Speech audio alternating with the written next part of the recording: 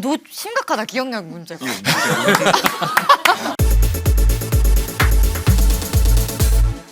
안녕하세요，歡迎收睇 Toxic Baby 嘅韓劇韓星日報。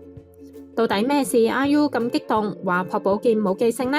今集一齊睇下。朴寶劍同 IU 主演嘅韓劇《苦盡甘來遇見你》3月7號開播之後，好評不絕。喺開播之前，朴寶劍同 IU 上咗劉在石嘅 YouTube 節目。IU 講到一個朴寶劍喊得好犀利嘅場面 ，IU 話呢個場面喺預告入面都有出現。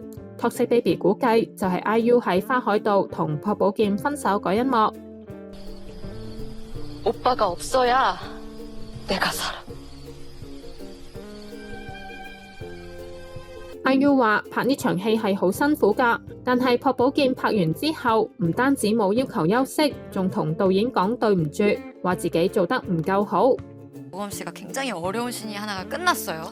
그래서 이제 다음 세팅으로 넘기는 과정에서 이제 막 분주하게 준비하시고 제가 많이 넣었으면 정말 기진맥진해가지고 막 이러고 있고 와서 10분만 좀 쉬다 오면 안 될까. 근데 그 와중에 이제 이렇게 마이크가 차져 있단 말이에요.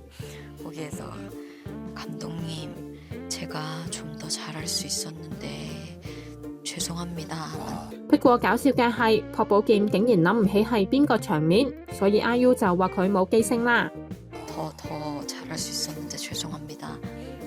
야, 너 심각하다. 기억력 문제가. 그걸 못 참고 화를 내.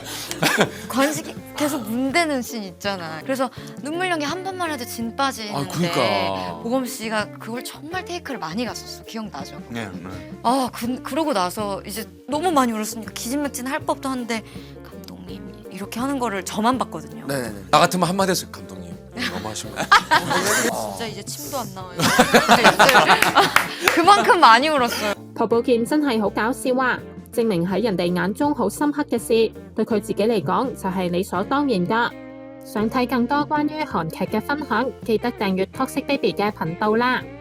鍾意 Toxic Baby 嘅影片，除咗讚好同分享，仲可以撳呢個 Thanks 請 Toxic Baby 食杯雪糕。